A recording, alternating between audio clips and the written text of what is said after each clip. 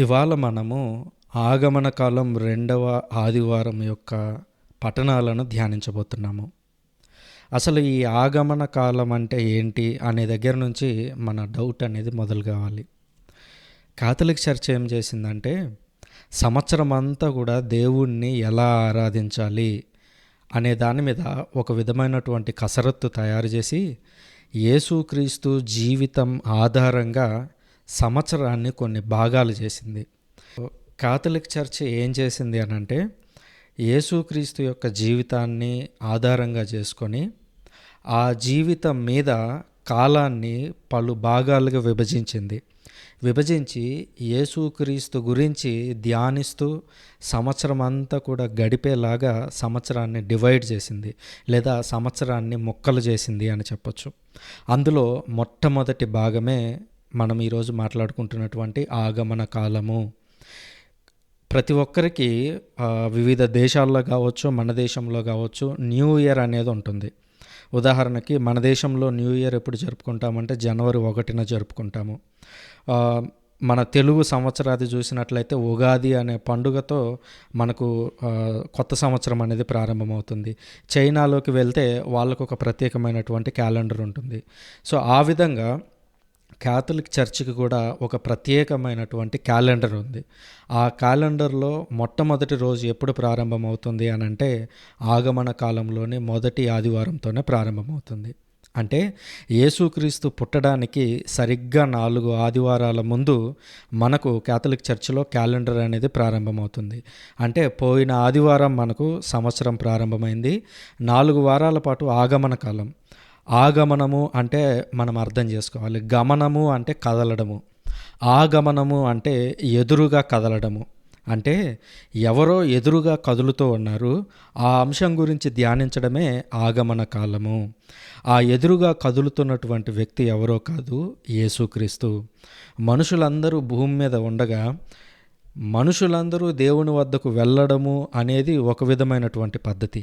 కానీ మన విషయంలో ఏం జరిగింది అని అంటే దేవుడే మనుషుల వద్దకు నడుచుకుంటూ వచ్చాడు. అందుకనే మనము ఆగమన కాలము అని పిలుస్తున్నాం. అంటే ఆయనే మనకు ఎదురొస్తూ ఉన్నాడు.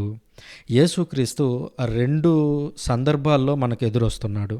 మొదటగా ఆయన భూమి మీద శరీరధారిగా పుట్టినప్పుడు, బాలయేసుగా పుట్టి ఆయన పెరిగి శిలువ మీద మరణించినటువంటి ఆ కాలము. సో మొదటగా ఆయన వచ్చినటువంటి మొదటి కాలము. ఇక రెండవసారి యేసుక్రీస్తు మరలా మనందరి కొరకు రాబోతూ ఉన్నారు. మనమందరము చేసినటువంటి పనులను బట్టి ఆయన తీర్పు తీర్చబోతూ ఉన్నారు. కాబట్టి యేసుక్రీస్తు మన యొక్క కాలచక్రంలో చేస్తున్నటువంటి 2 గమనాల గురించి మనం ఈరోజు మాట్లాడుతున్నాము. సో మొదటిది యేసుక్రీస్తు పుట్టినటువంటి సందర్భం. అందుకనే మీరు ఈ 4 ఆదివారాల్లో ఉండేటువంటి రీడింగ్స్ను గమనించినట్లయితే యేసుక్రీస్తు మొదటి రాకడకు సంబంధించినటువంటి రీడింగ్స్ కనిపిస్తూ ఉంటాయి. అలాగే ఆయన రెండవసారి రాబోయేటువంటి రీడింగ్స్ కూడా మనకు కనిపిస్తూ ఉంటాయి. ఆయన రెండవసారి వచ్చినప్పుడు పరిస్థితి ఎలా ఉంటుంది, ఈ భూమి సూర్యుడు అంతా ఏ విధంగా అంతం కాబోతూ ఉంది, ఏ విధంగా ఆయన మనకు తీర్పు తీర్చబోతున్నాడు అనేటువంటి అనేక అంశాల గురించి మనము ఈ ఆగమన కాలంలో ధ్యానిస్తూ ఉంటాము. ఇది కాలచక్రంలో లేదా కాల సంవత్సరంలో మొదటి భాగము. ఆగమన కాలం తరువాత మనకు క్రిస్మస్ కాలం మొదలవుతుంది. అనగా యేసుక్రీస్తు పుట్టడము, పుట్టిన తర్వాత జ్ఞానులు రావడము, యేసుక్రీస్తుకు పేరు పెట్టడము, ఇలాంటి సందర్భాలన్నింటినీ ధ్యానిస్తూ కొంతకాలం గడుపుతాము. దాని తరువాత పాస్కాయత్త కాలం మొదలవుతుంది. అనగా యేసుక్రీస్తు మొదటిసారి వచ్చాడు, వచ్చిన తర్వాత ఆయన శిలువనెక్కాడు. కనుక ఆ శిలువ శ్రమలను గురించి మనల్ని మనం సిద్ధపరచుకునేటువంటి కాలమే పాస్కాయత్త కాలము అంటాము. పాస్కా అనేటువంటి పండుగ రోజున యేసుక్రీస్తు మరణించాడు. ఆ మరణించిన దానినే మనం ఈరోజు గుడ్ ఫ్రైడే అని పిలుస్తున్నాం. దానికి మనల్ని మనం సిద్ధపరచుకుంటున్నాము, ఆయత్తమవుతున్నాము. ఆయత్తం కావడం అంటే సిద్ధం కావడము. కనుక పాస్కాయత్త కాలము అని పిలుస్తాము. ఆ తర్వాత వచ్చేది పాస్కా కాలము. అనగా యేసుక్రీస్తు మరణించి తిరిగి లేచిన తర్వాత వచ్చేదంతా కూడా పాస్కా కాలము. అంటే పెంతెకోస్తు పండుగ వరకు యేసుక్రీస్తు భూలోకంలోనే ఉండి శిష్యులందరికీ దర్శనాలు ఇస్తూ ఉన్నారు. కనుక పాస్కా కాలంలో మనం యేసుక్రీస్తు మరణించి తిరిగి లేచాక ఏం చేశారు అనేటువంటి అంశాల గురించి అక్కడ ధ్యానిస్తాము. అది దాటిన తర్వాత సామాన్య కాలము అని పిలుస్తాము. సామాన్య కాలంలో యేసుక్రీస్తు చెప్పినటువంటి బోధనలన్నీ ఏవైతే ఉన్నాయో వాటన్నింటినీ ఒక్కొక్క ఆదివారం రోజున రీడింగ్స్ లాగా తీసుకొని చదువుకుంటూ వెళ్తాం. అలా సామాన్య కాలం అనేది చివరి వరకు వెళ్ళి నవంబర్లో ఎండ్ అయిపోయి డిసెంబర్లో మరలా మనకు ఆగమన కాలం మొదలయ్యే సమయానికి యేసుక్రీస్తు బోధనలన్నింటినీ మనము ధ్యానిస్తాము. ఈ విధంగా మనం సంవత్సరం మొత్తాన్ని 3-4 భాగాలుగా చేసుకొని ఆ 3-4 భాగాలను యేసుక్రీస్తు యొక్క జీవితానికి కేంద్రీకృతం చేసి ఆయన యొక్క బోధలను ధ్యానించేటువంటి ప్రయత్నం చేస్తాము. సో అందులో భాగంగా ప్రస్తుతం మనము ఆగమన కాలంలో ఉన్నాము. ఆగమన కాలంలో 4 ఆదివారాలు ఉంటాయి. అందులో ఈరోజు మనము 2వ ఆదివారం యొక్క పఠనాలను ధ్యానించబోతున్నాము. మనం క్యాథలిక్ చర్చ్లో లేదా దివ్యబలి పూజలో ఎప్పుడు పాల్గొన్నా కూడా మనకు 3 రీడింగ్స్ ఖచ్చితంగా కనిపిస్తాయి. మొదటి రీడింగ్ పాత నిబంధన నుంచి ఉంటుంది. 2వ రీడింగ్ అపోస్తలులు రాసినటువంటి లేఖల నుంచి ఉంటుంది. 3వ రీడింగ్ ఎప్పుడు కూడా సువార్తల నుంచి ఉంటుంది. ఈ విధంగా మనం ఆగమన కాలం మొదటి ఆదివారం నుంచి 1 సంవత్సరం పాటు పూర్తిగా ధ్యానిస్తే ఒక సైకిల్ పూర్తవుతుంది. దాన్ని సైకిల్ ఏ, సైకిల్ బి, సైకిల్ సి అని పిలుస్తూ ఉంటారు. ఆ విధంగా మనం 1 సంవత్సర కాలంలో ఒక యేసుక్రీస్తు జీవితం మీద సువార్తలు ఏం బోధించాయి, పాత నిబంధన ప్రవక్తలు ఏం చెప్పారు, ఆ తర్వాత కొత్త నిబంధనలో అపోస్తలులు ఏం చెప్పారు అనేటువంటి అంశాల గురించి ధ్యానిస్తాము. అది 1వ సంవత్సరం. తర్వాత ఇయర్ బి అని స్టార్ట్ అవుతుంది. ఇయర్ బిలో వేరొక సువార్తను తీసుకుంటాం. ఉదాహరణకి మనం ఇప్పుడు లూకా సువార్తను చదవబోతూ ఉన్నాము ఇవాళ, అంటే ఈ సంవత్సరం. ఇది 3వ సంవత్సరం. ఈ 3వ సంవత్సరంలో మనం లూకా సువార్తను ధ్యానిస్తున్నాము. మరలా తిరిగి 1వ సంవత్సరంలో ప్రవేశిస్తాము. 1వ సంవత్సరంలో ప్రవేశించినప్పుడు అప్పుడు మత్తయి సువార్తను చదువుతాము సువార్త విభాగంలో. ఆ తర్వాత 2వ సంవత్సరంలోకి వెళ్ళినప్పుడు మార్కు సువార్తను చదువుతాం. మరలా 3వ సంవత్సరంలోకి ప్రవేశించినప్పుడు లూకా సువార్తను చదువుతాం. ఈ విధంగా 1 సంవత్సరాన్ని కొన్ని భాగాలుగా చేసింది. ఆ తర్వాత 3 సంవత్సరాల సైకిల్ని క్యాథలిక్ చర్చ్ ఏర్పాటు చేసింది. ఈ విధంగా మనము 3 సంవత్సరాల పాటు ప్రతి ఆదివారం రోజున కానీ మనం క్యాథలిక్ చర్చ్కి పోయినట్లయితే 3 సంవత్సరాలు ముగిసే నాటికి బైబిల్ అంతా చదువుతాం. సో ఆ విధంగా క్యాథలిక్ చర్చ్ ఈ క్యాలెండర్ని తయారు చేసింది. ఇవాళ మనం ప్రత్యేకించి ఆగమన కాలం 2వ ఆదివారంలో ప్రవేశించాము. ఇక ఆలస్యం చేయకుండా లోపలికి వెళ్ళి అసలు ఇవాళ ఉన్నటువంటి రీడింగ్స్ ఏంటి, ఆ రీడింగ్స్ మనకి ఏం చెబుతున్నాయి అనేటువంటి అంశాల గురించి పరిశీలిద్దాం. మీరు ఎప్పుడు ఏ రీడింగ్ చదువుతున్నా సరే ఒక 4 ప్రశ్నలను వేసుకున్నట్లయితే ఆ ఆదివారం దేవుడు అందిస్తున్నటువంటి సందేశం ఏంటి అనేది మనకు చాలా క్లియర్గా అర్థమవుతుంది. ఆ 4 ప్రశ్నలు ఏమిటి అనంటే ఎవరు, ఏమిటి, ఎప్పుడు, ఎందుకు. ఈ 4 ప్రశ్నలను నేర్చుకోవాలి. మనం బైబిల్లోని ఏ ప్యాసేజ్ను చదువుతున్నా కూడా ఈ 4 ప్రశ్నలను ఆ బైబిల్లోని అంశానికి వర్తింపజేసి మనం ధ్యానించినట్లయితే లోతైనటువంటి వివరాలు మనకు బయటకు వస్తాయి. ఉదాహరణకి ఇవాళ మనం మూడు రీడింగ్స్ చదివారని ఆశిస్తున్నాను. అందులో మొదటి రీడింగ్ మనం ఇవాళ బారూకు 5వ అధ్యాయము 1 నుంచి 9 వచనాలు చదువుతాము. అసలు ఈ బారూకు అంటే ఎవరు, ఆయన ఏం చెప్పారు, ఆయన ఆ మాటలను ఎందుకు చెప్పారు, ఆయన ఆ మాటలను ఎప్పుడు చెప్పారు. ఈ 4 ప్రశ్నలు నేర్చుకుంటే బైబిల్లోని అనేక అంశాలు మనకు సులువుగా అర్థమవుతాయి. బైబిల్ మాకు చాలాసార్లు అర్థం కావట్లేదని చాలామంది అడుగుతూ ఉంటారు. ఎందుకు అలా చెప్తారు అని అంటే బైబిల్ని జస్ట్ అక్షరాల రూపంలో చదువుకుంటూ వెళ్ళిపోతారు తప్ప అసలు ఆ మాట ఎవరితో అన్నారు, ఎందుకు ఆ మాట అన్నారు, ఆ మాట ఎప్పుడు అన్నారు, ఆ మాట వెనుకున్నటువంటి సందర్భం ఏమిటి అనేది ధ్యానించుకుంటూ వెళ్ళినట్లయితే బైబిల్ అనేది మనకు క్లియర్గా అర్థమవుతుంది. కాబట్టి ఇవాళ 3 రీడింగ్స్ని కూడా నేను ఈ 4 అంశాలతో ముడిపెట్టి వివరిస్తూ వెళ్తాను. కాబట్టి జాగ్రత్తగా విందాం. సో మొదటి రీడింగ్ మనం పరిశీలించినట్లయితే బారూకు 5వ అధ్యాయము 1 నుంచి 9 వచనాలు మనం చదువుతాము. అయితే ఈ బారూకు ఎవరు అనేటువంటి ప్రశ్న వస్తుంది. ప్రత్యేకించి మనం ప్రొటెస్టెంట్ బైబిల్లో చూసినట్లయితే ఈ బారూకు అనేటువంటి గ్రంథం వారి బైబిల్లో కనిపించదు. ప్రొటెస్టెంట్ బైబిల్లో మీకు తెలిసే ఉంటుంది, ఒక 7 పుస్తకాలు తక్కువగా ఉంటాయి.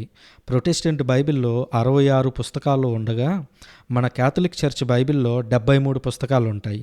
వాళ్ళందరూ మన దగ్గరకు వచ్చి ఏమంటారంటే, మీరు బైబిల్‌లో ఏవేవో కలిపేసుకున్నారు.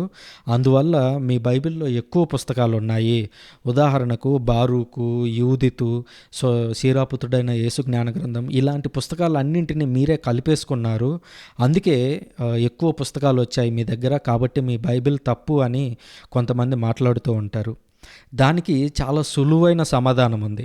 ఉదాహరణకి ఈ ప్రొటెస్టెంట్లు మొదలైందే లూథర్ అనేటువంటి ఒక వ్యక్తితో, లేదా కాథలిక్ చర్చికి చెందినటువంటి ఒక మాజీ ఫాదర్తో మొదలైంది ప్రొటెస్టెంట్ ఉద్యమము అనేది. ఆ లూథర్ గారే స్వయాన ఒక బైబిల్ని ట్రాన్స్లేట్ చేశారు. దాన్ని లూథర్ బైబిల్ అని పిలుస్తారు. దీన్ని ఆయన 1534 సంవత్సరంలో ట్రాన్స్లేట్ చేశారు. అంటే స్వయాన ప్రొటెస్టెంటులందరికీ మూల తండ్రి అయినటువంటి లూథర్ గారు ట్రాన్స్లేట్ చేసిన బైబిల్లో కూడా ఎన్ని పుస్తకాలు ఉన్నాయంటే 73 పుస్తకాలు ఉన్నాయి. అంటే చూడండి, బైబిల్లో ఆది నుంచి 73 పుస్తకాలే ఉన్నాయి. కానీ మధ్యలో వచ్చినటువంటి ప్రొటెస్టెంట్లు 7 పుస్తకాలను తొలగించారు. దానికి సాక్ష్యం ఏమిటి అని అంటే, స్వయాన లూథర్ గారే ట్రాన్స్లేట్ చేసినటువంటి బైబిల్లో 73 పుస్తకాలు ఉన్నాయి. దాన్ని లూథర్ బైబిల్ 1534 సంవత్సరం ఎడిషన్ అని చెబుతారు. అదొక్కటే కాదు, ప్రొటెస్టెంట్లు విరివిగా వాడేటువంటి కింగ్ జేమ్స్ వెర్షన్ అనేటువంటి బైబిల్లో కూడా 1611లో వచ్చినటువంటి ఎడిషన్లో 73 పుస్తకాలే ఉండేవి. ఆ తర్వాత జెనీవా బైబిల్ అనేటువంటి ఇది కూడా ప్రొటెస్టెంట్ బైబిలే. అది 1560లో వచ్చింది. దాంట్లోనూ 73 పుస్తకాలు ఉన్నాయి. బిషప్స్ బైబిల్ అని 1568లో ప్రొటెస్టెంట్లే ట్రాన్స్లేట్ చేశారు. దాంట్లో కూడా 73 పుస్తకాలే ఉన్నాయి. అంటే దాదాపు ఒక 200-300 ఏళ్ల ఎన్నిక వరకు బైబిల్లో 73 పుస్తకాలు ఉండడము అనేది ఆది నుంచి, అనగా క్రీస్తు శకం 400 సంవత్సరం నుంచి బైబిల్లో 73 పుస్తకాలు ఉన్నాయి. కానీ దాదాపు ఒక 200 ఏళ్ల క్రితమే ప్రొటెస్టెంట్లు బైబిల్లో నుంచి ఒక 7 పుస్తకాలను చించి పక్కన పడేశారు. ఈవెన్ లూథర్ కూడా ఆ ధైర్యం చేయకుండా ఆ పుస్తకాలన్నింటినీ బైబిల్లోనే ఉంచాడు. కానీ ఆ తర్వాత వచ్చినటువంటి నాయకులు ఆ పుస్తకాలను తీసివేశారు. కనుక మనం ఈరోజు మాట్లాడుతున్నటువంటి మొదటి రీడింగ్ అయినటువంటి ఈ బారూకు అనేటువంటి గ్రంథము వారి యొక్క బైబిల్లో ఉండదు. అయితే ఈ బారూకు ఎవరు అనేటువంటి ప్రశ్నతో మనం మొదలు పెట్టాలి. అప్పుడే మనకు ఆయన అందిస్తున్నటువంటి సందేశం ఏంటి అనేది అర్థమవుతుంది. బైబిల్లో మీకు అందరికీ బాగా తెలిసినటువంటి ఒక పేరు ఇర్మియా. ఈ ఇర్మియా అనేటువంటి వ్యక్తి దేవుడు ఎన్నుకున్నటువంటి ఒక ప్రవక్త. ఇజ్రాయేలీలు తప్పులు చేస్తూ ఉన్నప్పుడు, ఇజ్రాయేలీలను శత్రురాజులు ఓడించి వాళ్ళని వేరే దేశానికి బందీలుగా తీసుకొని పోయినప్పుడు దేవుని తరపున ఇర్మియా ప్రజల మధ్యలోకి వెళ్ళి దేవుని యొక్క వాక్కును అందించాడు. ఆయనే యేసుక్రీస్తు గురించి, రాబోతున్నటువంటి నూతన నిబంధన గురించి అనేక అంశాలను ప్రవచించినటువంటి వ్యక్తి కూడా ఈ ఇర్మియా. ఆ ఇర్మియాకు కార్యదర్శిగా పనిచేసినటువంటి వ్యక్తే ఈ బారూకు. అంటే ఈ రోజుల్లో సెక్రటరీ అని పిలుస్తూ ఉంటారు. ఈ సెక్రటరీలు చేసేటువంటి పని ఏంటి అని అంటే, ఆ బాస్ ఎవరైతే ఉంటారో ఆ బాస్ చెప్పినటువంటి అంశాలన్నింటినీ రాసుకోవడము, ఆ బాస్కి ఏవైనా మీటింగులు ఉన్నట్లయితే వాటిని చూసుకుంటూ ఉండడము, అలాంటి పనులను ఈరోజు సెక్రటరీ చేస్తూ ఉంటారు. బైబిల్లో కూడా ఇంగ్లీష్ భాషలో ఇర్మియా యొక్క సెక్రటరీగా మనకు బారూకు కనిపిస్తాడు. ఇది స్వయాన ఇర్మియా గ్రంథంలో కూడా మనకు కనిపిస్తూ ఉంటుంది. కనుక ఈ బారూకు అనేటువంటి వ్యక్తి ఎవరు అనంటే, ఇర్మియా అనేటువంటి ఒక ప్రవక్తకు కార్యదర్శి. అనగా ఇర్మియా చెప్పేటువంటి అనేక దర్శనాలను, ఇర్మియా చెబుతున్నటువంటి దైవ సందేశాలను నోట్ చేసుకొని, ఆ నోట్ చేసుకున్నటువంటి సందేశాలను ప్రజల మధ్యలోకి వెళ్ళి స్వయాన తన సొంత వాయిస్తో ప్రజలందరికీ దేవుని యొక్క వాక్కును వినిపించినటువంటి వ్యక్తి ఈ బారూకు. అంటే బారూకు ఎక్కడో కొత్తగా పుట్టుకొచ్చినటువంటి వ్యక్తి కాదు, స్వయాన ఇర్మియా కింద పనిచేసినటువంటి వ్యక్తి. మనం పాత నిబంధనలో చూస్తాము, ఏలియా అనేటువంటి ఒక గొప్ప ప్రవక్తను చూస్తాము. ఆ ఏలియా కింద ఎలీషా అనేటువంటి ఒక ప్రవక్త తర్ఫీదును పొందినట్లుగా మనం చూస్తాము. యేసుక్రీస్తు కింద 12 మంది అపోస్తలులు ఏ విధంగా అయితే దేవుని యొక్క వాక్కును ఆయన దగ్గర నుంచి నేర్చుకున్నారో, ఆ విధంగా ఈ బారూకు అనేటువంటి వ్యక్తి ఇర్మియా ప్రవక్తకు కార్యదర్శిగా పనిచేసి ఆయన దగ్గర నుంచి దైవ సందేశాన్ని అందుకొని ప్రజలకు వినిపించినటువంటి వ్యక్తి ఈ బారూకు. ఆ తదనంతర కాలంలో, అనగా ఇర్మియా తదనంతర కాలంలో ఈ బారూకు కూడా దేవుని దగ్గర నుంచి సందేశాన్ని అందుకొని ఇజ్రాయేలు ప్రజలకు అందించాడు. దాన్నే మనం ఇవాళ చదువుతూ ఉన్నాము. అంటే సులువుగా అర్థమయ్యేలా చెప్పాలి అని అంటే బారూకు ఎవరు అని అంటే బారూకు ఇర్మియా దగ్గర పనిచేసినటువంటి లేదా ఇర్మియా దగ్గర దేవుని యొక్క సందేశాన్ని అందుకున్నటువంటి వ్యక్తిగా మనకు కనిపిస్తూ ఉన్నాడు. దేవుని యొక్క సందేశాన్ని ప్రజల మధ్యలోకి తీసుకువెళ్ళినటువంటి వ్యక్తిగా మనకు కనిపిస్తూ ఉన్నాడు. సో ఆ బారూకు రాసినటువంటి ఒక గ్రంథమే బారూకు గ్రంథము. ఆయన పేరు మీదుగానే ఆ గ్రంథం ఉంది. ఆ గ్రంథంలో ఈ బారూకు అనేక అంశాలను గురించి ప్రస్తావించాడు. ప్రత్యేకించి ఇజ్రాయేలీయులు ఒక బబులోను అనేటువంటి ఒక చెరలోకి వెళ్ళారు. ఆ చెరలో నుంచి తదనంతర కాలంలో తిరిగి బయటకు వచ్చారు. బయటకు వచ్చినప్పుడు దేవుని తరపున వాళ్లకు ఓదార్పు సందేశాలను అందించినటువంటి వ్యక్తిగా మనకు ఈ బారూకు కనిపిస్తున్నాడు. ఇక రెండవ అంశం, ఈ బారూకు చెబుతున్నది ఏంటి అనగా బారూకు ఏం చెబుతున్నాడు అనేటువంటి అంశం గురించి మనం మాట్లాడబోతాము. ఆ తర్వాత ఆ మాటలను ఆయన ఎందుకు చెప్పాడు అనేది దీని తర్వాత మాట్లాడతాం. సో ఇప్పుడు బారూకు ఏం చెబుతున్నాడు అనేది పరిశీలించినట్లయితే ఆయన కొన్ని మాటలను ప్రత్యేకంగా ఉపయోగించాడు. ఉదాహరణకి ఇజ్రాయేలు ప్రజలకు చాలా మంచి రోజులు రాబోతున్నాయని చెప్పాడు. వాళ్ళ యొక్క శ్రమలన్నీ కూడా దీవెనలుగా మారబోతున్నాయని చెప్పాడు. వాళ్ళ యొక్క కష్టాల యొక్క కడలిలో నుంచి వారు బయటకు రాబోతున్నారు అని చెప్పడం కూడా మనం చూస్తున్నాము. ఉదాహరణకి ఇవాళ రీడింగ్స్లో ఉన్నటువంటి మొదటి 2 వచనాలను చదివినట్లయితే అక్కడ బారూకు ప్రవక్త ఈ విధంగా చెబుతున్నాడు. దేవుని యొక్క సందేశాన్ని అందుకొని, యెరూషలేము, నీవు విచార వస్త్రములను తొలగించి దైవ వైభవం అనడు శాశ్వత సౌందర్యమును ధరింపుము. నీవు దేవుని నీతి వస్త్రమును కప్పుకొనుము, నిత్యుడైన దేవుని వైభవమును కిరీటమును తలపై పెట్టుకొనుము అని చెబుతున్నాడు.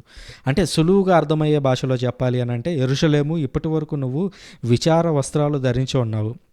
ఇప్పుడు నువ్వు వాటిని విడిచేసి దైవ వైభవం అనగా దేవుడు మీకు తోడుగా ఉన్నాడు, ఆయన తోడుగా ఉండగా మీకు వచ్చినటువంటి వైభవం ఇది, మీకు వచ్చినటువంటి గ్లోరీ ఇది, మీకు వచ్చినటువంటి గొప్పదనం ఇది అనేటువంటి వస్త్రాలను ధరించండి. మీరు దేవుని యొక్క నీతి వస్త్రాన్ని కప్పుకొనండి, దేవుని యొక్క కిరీటాన్ని పెట్టుకొనండి అని వాళ్ళకి బారూకు ఒక ఓదార్పు సందేశాన్ని అందిస్తున్నట్లుగా మనం చూస్తున్నాం. ఇప్పుడు అసలు బారూకు ఎందుకు ఈ మాటలు చెబుతున్నాడు అనేది మనం లోతుగా పరిశీలించాలి. అయితే దీని తర్వాత మనము ఏ పరిస్థితిలో ఆయన ఈ మాటలు చెబుతున్నాడు అనేది కూడా మనం లోతుగా ధ్యానిస్తాము. ఇప్పుడు ఎందుకు ఈ మాటలు చెబుతున్నాడు జాగ్రత్తగా గమనించండి. దేవుని వాక్యాన్ని ధ్యానించేటప్పుడు నేను 4 అంశాలను పరిశీలిస్తున్నాను. మొదటగా ఎవరు, రెండవది ఏమిటి, తర్వాత ఎందుకు, తర్వాత ఎప్పుడు. సో మొదటగా బారూకు ఎవరు అనేది తెలుసుకున్నాము. రెండవది బారూకు ఏం చెబుతున్నాడు అనేది తెలుసుకున్నాము. ఇప్పుడు బారూకు ఎందుకు చెప్తున్నాడు ఆ మాటలు అనేది అర్థం చేసుకోవాలి. ఇది అర్థం కావాలి అని అంటే మనం కొంచెం చరిత్రలో వెనక్కి వెళ్ళాలి. వెనక్కి వెళ్తేనే అర్థమవుతుంది. ఇప్పుడు మనము 2024 సంవత్సరంలో ఉన్నాం. యేసుక్రీస్తు జన్మించింది దాదాపు 2000 ఏళ్ల క్రితం. అంటే 2000 ఏళ్ల క్రితం యేసుక్రీస్తు జన్మించాడు. యేసుక్రీస్తుకు 1000 సంవత్సరాల ముందు దావీదు అనేటువంటి ఒక గొప్ప రాజు ఉన్నాడు. అంటే ఆ కాలాన్ని మీరు జాగ్రత్తగా గుర్తుపెట్టుకోవడానికి ప్రయత్నించండి. మనం 2024లో ఉన్నాం. యేసుక్రీస్తు 2000 సంవత్సరాల క్రితం జన్మించాడు. ఆయన కంటే 1000 సంవత్సరాల వెనుక దావీదు అనేటువంటి ఒక రాజు పరిపాలించాడు. అంటే దావీదు రాజు మనకు దాదాపు 3000 సంవత్సరాల క్రితం వ్యక్తి. ఇప్పుడు ఈ 2000 సంవత్సరాలు తీసి పక్కన పెడదాము. దావీదు దగ్గర నుంచి యేసుక్రీస్తు దగ్గరకు పరిశీలిద్దాము. దావీదు అనేటువంటి ఒక మహారాజు ఈ యెరూషలేము అనేటువంటి ఒక పట్టణాన్ని ఒక రాజధానిగా మార్చాడు. ఇప్పుడు ఒక కొత్త రాష్ట్రం ఏర్పడినప్పుడు ఏ విధంగా అయితే ఒక కొత్త రాజధానిని ఎంచుకుంటారో ఆ విధంగా దావీదు అనే రాజు దేవుని యొక్క శక్తి చేత ఇతర రాజులను జయించి ఇజ్రాయేలు అనేటువంటి ఒక దేశాన్ని సుస్థిరం చేశాడు. ఆ దేశానికి షాలేము అనేటువంటి ఒక నగరం ఉండేది. ఆ రోజుల్లో, పాత రోజుల్లో యెరూషలేమును షాలేము అని పిలిచేవారు. ఆ షాలేము నగరాన్ని యెరూషలేముగా మార్చి, అనగా యాహ్ అనేది యావే దేవుణ్ణి మనం ఎప్పుడు కూడా షార్ట్కట్లో చెప్పాలి అని అంటే యూదులు యాహ్ అని పిలిచేవారు. సో ఆ యాహ్ అనేటువంటి పదాన్ని షాలేము అనేటువంటి పదానికి యాడ్ చేసి యెరూషలేముగా మార్చాడు. అంటే ఈ షాలేము అనేటువంటి పట్టణం ఏదైతే ఉందో ఇది యావే దేవునికి చెందినది అనేటువంటి అర్థంతో ఆయన ఆ పట్టణం యొక్క పేరును మార్చేసి యెరూషలేముని క్యాపిటల్గా చేశాడు. అంటే ఒక రాజధానిగా మార్చాడు. రాజధానిగా మార్చి అక్కడ నుంచి పరిపాలన మొదలుపెట్టాడు. దావీదు కాలం తర్వాత 1000 సంవత్సరాలకి యేసుక్రీస్తు పుట్టాడు. నేను రఫ్గా చెప్తున్నానండి, ఒక 5-10 ఏళ్ళు అటు ఇటుగా ఉంటుంది, మీకు గుర్తుంటుంది అనేటువంటి ఉద్దేశంతో నేను రౌండ్ ఫిగర్ చేసి చెప్తున్నాను. సో యేసుక్రీస్తుకు ముందు 1000 సంవత్సరాల ముందు దావీదు అనే రాజు ఉన్నాడు. 1000 సంవత్సరాల తర్వాత యేసుక్రీస్తున్నాడు. ఇప్పుడు వారిద్దరి మధ్యలో ఉన్నటువంటి కాలాన్ని చూసుకుందాం. అంటే సుమారుగా 500 సంవత్సరం. సో ఇజ్రాయేలీలు దావీదు తర్వాత సొలొమోను రాజు వచ్చాడు. సొలొమోను తర్వాత ఇంకా కొంతమంది రాజులు వచ్చారు. అయితే దావీదు సొలొమోను రాజులు ఉన్నంత సుస్థిరంగా ఆ రాజ్యం లేదు. ఆ తర్వాత రాజ్యంలో అనేక యుద్ధాలు జరిగి ఇతరులు వచ్చి వీళ్ళని ఎప్పుడు కూడా ఓడిస్తూ ఉండేటువంటి వారు ఇజ్రాయేలీలని. అలాగా క్రీస్తు పూర్వం 600వ సంవత్సరంలో, అంటే యేసుక్రీస్తుకి 600 సంవత్సరాల క్రితం, యేసుక్రీస్తు పుట్టడానికి 600 సంవత్సరాల క్రితం, అంటే ఈ రోజుకి మనకు 2600 సంవత్సరాల క్రితం బబులోను అనేటువంటి ఒక మహా సామ్రాజ్యం ఉండేది. బబులోను అనేటువంటి మహా సామ్రాజ్యానికి నెబుకద్నెజరు అనేటువంటి ఒక రాజు ఉండేవాడు. ఆ రాజు ఆధ్వర్యంలో ఆయన కింద ఉన్నటువంటి సైన్యము అనేక ప్రాంతాలకు వెళ్ళి ఆ ప్రాంతాలను జయించి తమ యొక్క రాజ్యంలో కలుపుకుంటూ వెళ్ళిపోయారు. అలా గెలుచుకుంటూ వెళ్తూ ఉన్నటువంటి క్రమంలో ఈ ఇజ్రాయేలు అనేటువంటి దేశం ఏదైతే ఉందో ఆ దేశం మీద కూడా దాడి చేశారు. కేవలం ఇజ్రాయేల్ మీద మాత్రమే కాదు, ఇజ్రాయేల్ చుట్టుపక్కల అనేక దేశాలు ఉన్నాయి. ఉదాహరణకు లెబనాను, సిరియా, ఇరాను, ఇరాక్, ఈజిప్టు, ఈ దేశాలన్నింటినీ కూడా ఈ బబులోను రాజు జయించాడు. ఆ రాజు జయించిన తరువాత వాళ్ళందరినీ కూడా బందీలుగా బబులోను అనేటువంటి సామ్రాజ్యానికి తీసుకొని వెళ్ళిపోయాడు. ఇదంతా క్రీస్తు పూర్వం 600 సంవత్సరాల క్రితం జరిగింది.